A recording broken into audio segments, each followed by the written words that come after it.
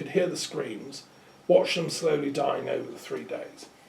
And they did this for thousands and thousands of Jewish people outside the walls of Jerusalem. And the defenders, sometimes relatives of these people, was watching this dying going on, and yet they didn't surrender. And they were forced to eat rats, and they were dying of starvation. It was the most brutal and horrible war. It lasted up until Masada, when the final people, they refused to surrender. They all committed suicide. Is that what we want to do again? Do we want yet more Masadas? Do we want yet more Jewish-Roman wars? The Mary Magdalene Jesus story was about stopping the war before it breaks out. That's why I'm working hard to stop the war against Iran before it breaks out. To stop the war, if I could, time travel back to stop the war on Iraq in 2003, which killed many, many people, and many Christians of the Arab world in Iraq. It was, they had religious freedom earlier. Now there's chaos and death. So this is why peace research, I think, is Mary Magdalene is one of the patron saints of peace research. She calls us to do this work, not only for peace, but also for the goddess Pax, who was feminized in Roman iconography as the goddess. When there's peace, women are happy. They have their, you can get on with your life. You can enjoy the fruits of existence, parenting. It's not always easy. It doesn't mean there's no conflict. But there's a modicum of conflict, and ultimately there's love surrounding our lives. In war, all that breaks down and it's chaos, and human bestiality comes out. You get things like the Holocaust, like the pogroms. You get the slaughters that the Nazis did on the Eastern Front against the Russians. It's bestiality that we don't want to revisit. And so, no, don't trigger the war button. Mary is with the peace workers and has huge implications as our patron saint.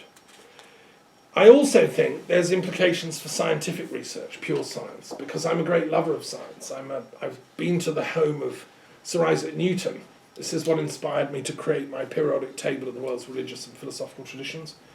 I love Newton's work, but Newton wrote about an unknown science of religion, that all religions come from one common source. But he wasn't able to publish it in his lifetime. He speculated about it, but he was told it was too heretical. He had to hide it in a drawer in Cambridge. I'm saying it's time now to bring that out of the drawer, to look at the periodic table of the religious and philosophical traditions alongside the periodic table of the elements, and find a common discourse between the physical sciences and the spiritual sciences. That's what Mary, we can't understand her unless we try and do that. And I think it's very interesting, if you read the Gospel of Mary Magdalene, the fragments that have come down, Jesus and her are talking about matter and alchemy and what are the physical elements of the body. And when you resurrect, what happens to your physical body? And what is the body made of? And when the world transforms through its cycles, where does everything go? They're talking physics, actually, in the Gospel of Mary Magdalene. And I think metaphysics and physics belong together. So there are huge implications. As rector of the Global Green University, I'm interested in new paradigm research into physics that looks at metaphysics too, and doesn't have this huge boundary between the two. Because I think that the more permeable the boundaries are between the disciplines, like physics, chemistry, biology, and all the rest of it, you get more progress, you get more advances on the frontiers of research. And scientists I've spoken to, concur. This is why I like A.R. Wallace, colleague of Darwin, who looked at evolutionary theory and the spiritual dimension of that. And in my book of the egg, I'm trying to explain or explore what is the role of consciousness in evolution, which is what Wallace was talking about. And I think that's part of the Mary Magdalene tradition and the Christ tradition, is to ask these important scientific questions. And again, scientists are split into their faculties and disciplines. If you go to university, knock on the door of the University of London or Paris, say, I want to study science, they'll say, go away, you can't. Come back and say which science you want to study. I want to study physics. Oh, well, you can't even do that. You have to study a branch of. So that's a problem, because we have specialists, more and more specialised in one little branch of science, unable to talk to each other. It's like a new Tower of Babel. And it's a bit like the brokenness of Mary Magdalene that I was talking about, these many branches of her. Science has become the same, like a Tower of Babel. And we have to get interdisciplinarity back into our approach to science. And I think that's the only way to track Mary Magdalene. It demands many different disciplines. It's not just theologians, it's not just historians, not just archaeologists, etc. It's all and. Okay, next is the implications for educational work. Well, this is obviously, I'm a teacher among teachers here, and we were talking about education over lunch. I think the school system at the moment is too broken into separate parts of the curriculum. The kids' experience in school is fractured. They go and sit in a class learning literature, and then they have to go to another class learning physics, another one learning geography, and it's very difficult to join them up. And so the child's experience becomes fractured, and they're told they have to specialise. By the time they're 14 or 15, they have to choose. Are they going to be a scientist, or an artist, or a musician, or whatever? They're never given the option of, I want to be a human being who can do all of these things. I want to be a Renaissance person like Leonardo da Vinci. I want to be, a genius that can write poetry in the morning and invent something in the afternoon and then make some music in the evening. I would like our school system, our education system, to start from the assumption that every child is a genius, has that potential for multidisciplinarity built into them, and that the job of the teachers is to service that genius, to bring it out in a multi-dimensional way. So we expect our child to master 4 languages by the time they're 18. At least one of them is an ancient one. At least they have to master all 168 boxes of the religious and philosophical traditions. They have to know all the sciences. They have to study, the main aspects of political science, law, and come up with new disciplines. We need people to begin to invent new thoughts, new disciplines, and then advance theological work, and then do a bit of archaeology in the summer holidays, and then write a few symphonies. I mean, this to me, it would be a perfectly functioning educational system. We'd have far less of conflict and violence and depression and, a lot of adolescent boys are committing suicide in Europe and Britain because they're bored in school, they're not stimulated enough, and they don't realise what an amazing adventure education is. So the implications of Mary Magdalene studies in the school systems and education, I think, are enormous. I rest my case there. So I want to move on and say that the other thing that's never talked about in schools, even at university level, and I've taught at some very good universities and schools, it's very hard to find a space where you can even talk about this, is the nature of enlightenment. I suppose in some Buddhist academies you might have some discourse about enlightenment. There is one famous Buddhist philosopher who wrote a treatise on the 77 different kinds of emptiness, because shunyata, emptiness, is one of the key things of enlightenment, seeing the emptiness. But nobody has yet written the kind of 77 types of enlightenment. Apart from, I did try a few years ago to do a thing on comparative philosophies of enlightenment in different lineages of thought. And I think that the Mary Magdalene tradition is interesting because in the more Gnostic branch of Christianity, you have pointers towards what enlightenment is about. And I think, the fact that that ashram was scattered and stopped is a tragedy. If I'd have been Pontius Pilate, I would have not judged Christ guilty. I would have given him a pension for life and set him up in an academy in Galilee teaching advanced metaphysics with Mary Magdalene as a joint professor. And I would say, look, if you're wise, teach it, set it up, and we'll give you the backing. Well, we didn't do it then, but it should be done now. We need to bring together the enlightened people of the planet to have discourse about the nature of enlightenment. I mean, there are some great thinkers out there, people like Ken Wilber, who's still alive, and others looking at integral thought, transpersonal thought, or just people who've just got there themselves, like interviewed on the Buddha at the gas pump program. All those people, we need to come together and discourse, find out a common dialogue about the nature of enlightenment. Mary Magdalene can help with that as our archetypal, leading figure, if you want, on the feminine side.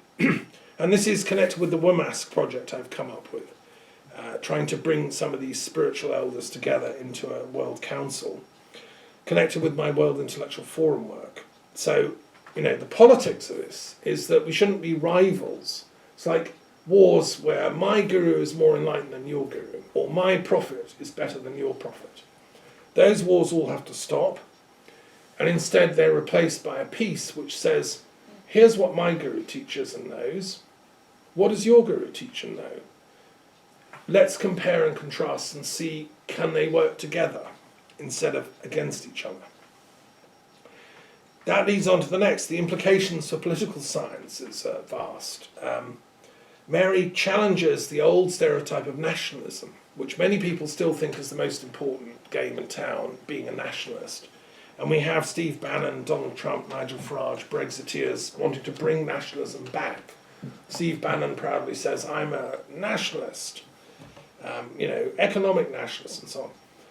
These people haven't read history. They don't know the first thing about political science. They've been reading too much Julius Evola, the hero of right-wing populism during the time of Mussolini and Hitler.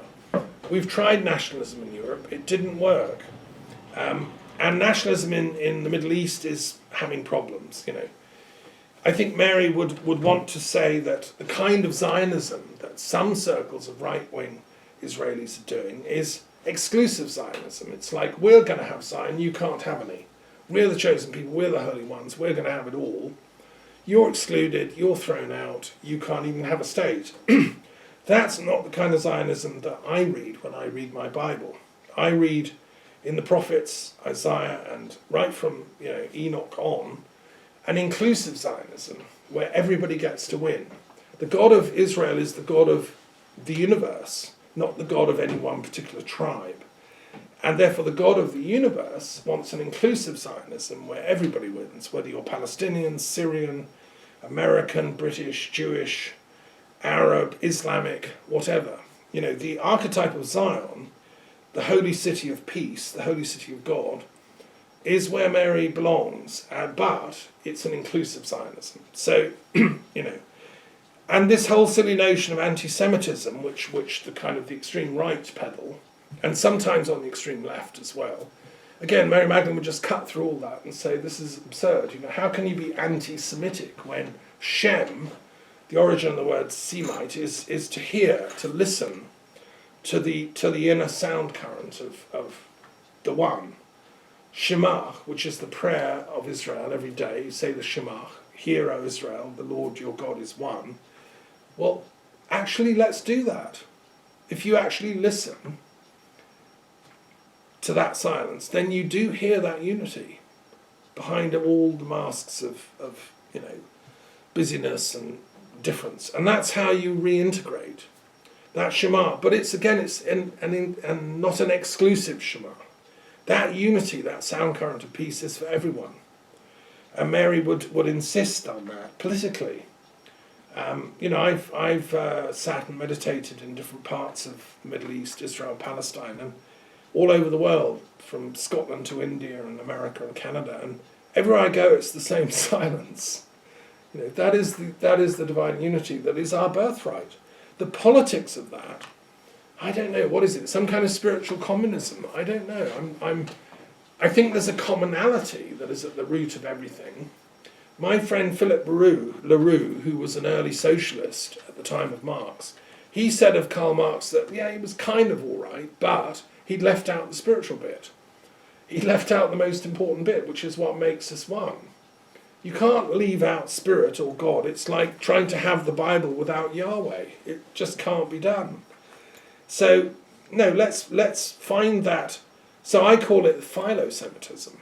Instead of anti-Semitism, which is a stupid, ignorant idea dreamt up by some angry, upset people with bad education, let's have philo-Semitism, which is the actual tradition that I come from, which is the one of love. And I think Mary Magdalene was a philo-Semite.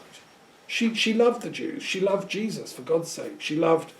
But she also loved outside. She wanted to love that common ultimate sound current, that Shem that she could hear, that Jesus and her could hear together. And as for Islamism or anti-Islamism or Islamophobia, again, why be afraid of a tradition that's trying to find that Shem or that peace? Mary Magdalene would say, don't be afraid of Islam, love it. You know, we are all deep down inner Muslims, but we haven't surrendered enough. We haven't read our Quran deeply enough yet to fully understand that it's a peace tradition all along. It's not about warriorship. The Quran can be read on many levels, and in my commentary I've explained those levels. The highest level is the peace level. That's when you interpret and understand what it really means. So these are just some of the political implications of Mary Magdalene's, vision, I think, which are still necessary for political science today.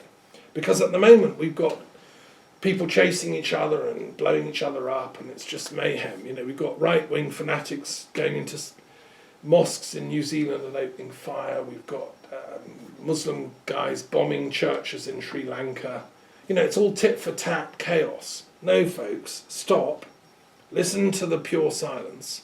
Hear that God is one. And then let's build a peace world. That's Mary's political view, I think.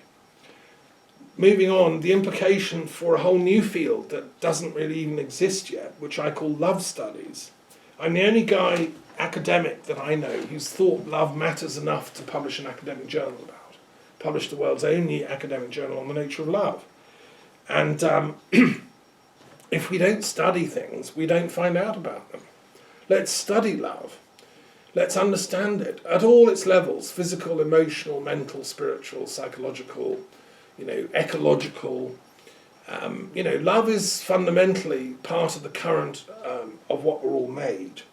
And so I think we have a duty. And obviously Mary, it was said of her that, I think it says in the Gospel of Philip that Jesus loved her more than the other disciples. You can interpret that in different ways. And that she loved him more than any of the other disciples. There was a very close relationship there. What is that? What is love? It's a miracle. It's a mystery. If you found it, don't, be true to it. Love it. Because it's a sort of effulgence from that silence, I think. It's what grows out of our acquaintanceship with the absolute. That's what philosophers study, and Plato wrote the Symposium about. Okay, so the Mary Magdalene story has implications for love, because that's what we need more of in the world. I think Martin Luther King talked about the courage to love. It's easy to hate your enemies, and you can define that however you want. We all, can invent enemies. It's much harder to love them. But that's what Martin Luther King said. We have to find the courage to love. It's true now as it was during the Vietnam War when he was talking, or during the race riots of the Deep South. Okay, then we come towards the end. We come to the implications for religious studies as such. Obviously, I'm in love with religious studies as a discipline, and I think there should be more Mary Magdalene studies being done. And I'd love to see more detail done on some of the more obscure things like Ishmaeli or Zoroastrian or Baha'i or other religious teachings about Mary Magdalene. I'm particularly excited by this question of Muhammad being influenced by the Manichaeans in Heteira. And as a colleague of mine, Professor of Religious Studies at SOAS, School of Oriental and African Studies, who, Yuri Stoyanov, he was going to speak at our conference on the Manichaean traditions of the Silk Road. And he's in touch with me, about research into the Manichaean traditions in Heteira, which in turn influenced the Cathars.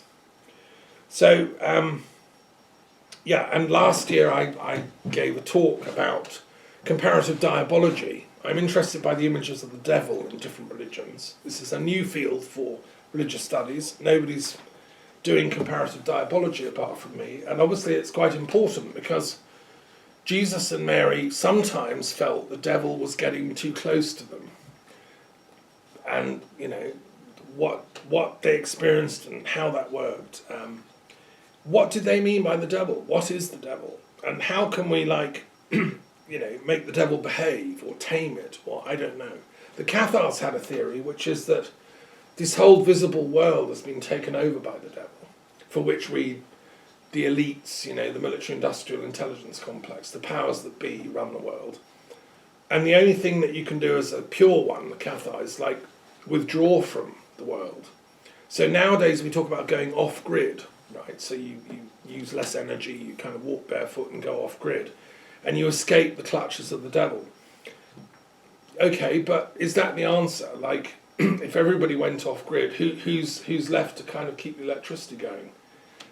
I don't know. We need an ecological discussion. This is like the Green Extinction Rebellion people saying that the world's going to end of being, temperature changes within a very short time.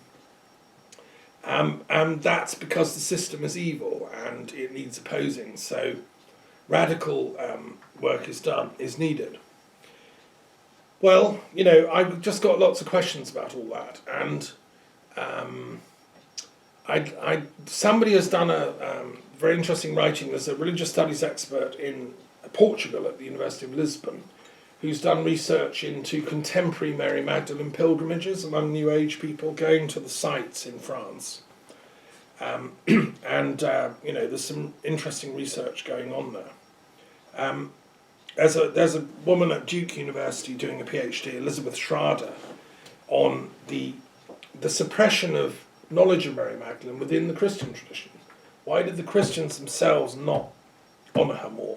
She's only just recently been declared a saint, and today is her saint's day, but why did it take nearly 2,000 years?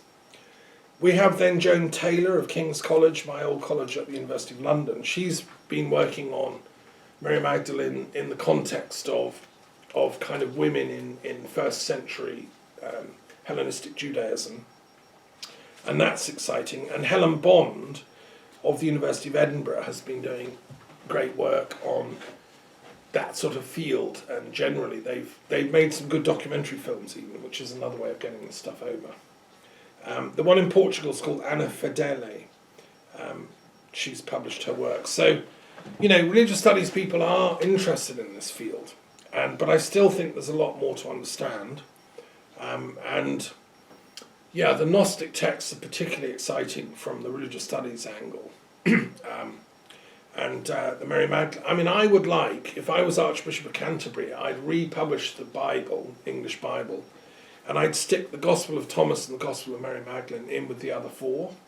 So I'd have six Gospels in there.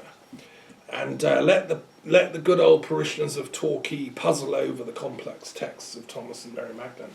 It would show them there's actually an intellectual depth in the Christian tradition that is not afraid to ask very profound questions about the nature of consciousness. Okay, the final implication is for philosophy. Again, philosophy is a broken up battlefield of different schools and sects. Every philosophy has its own little position, like a trench. And I'm a logical positivist, I'm a Wittgensteinian, I'm a phenomenologist, I'm a whatever. And they don't even talk to each other. They just occupy territory and churn out books and publications which all reference themselves. And nobody actually does any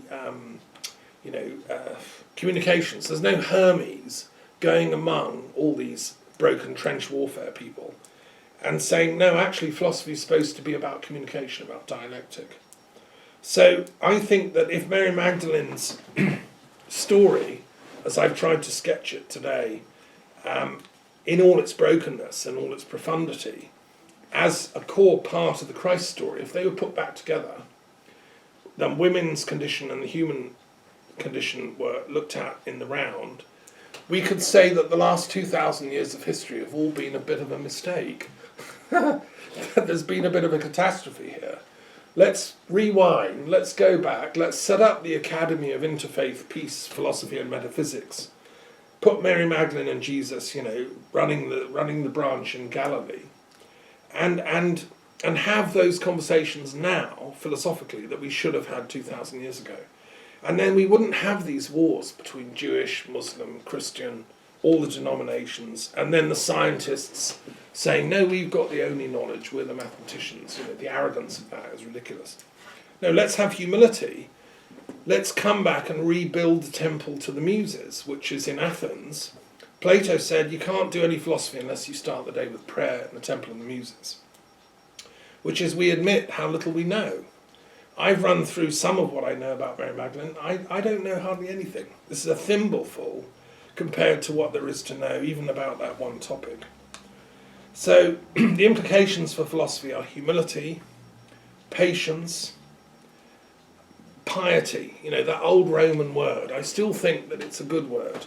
Varro and others went into its etymology. It means to be sensitive to the gods. And that's what the Shema implies. Listening to the silence is what for the Roman mind was hearing the will of the gods. They got it from the Etruscans, the Druids. Mankind is fundamentally a good person and wants to be in sensitive correspondence with the spiritual order out there. So the implications for philosophy is how we articulate that rationally.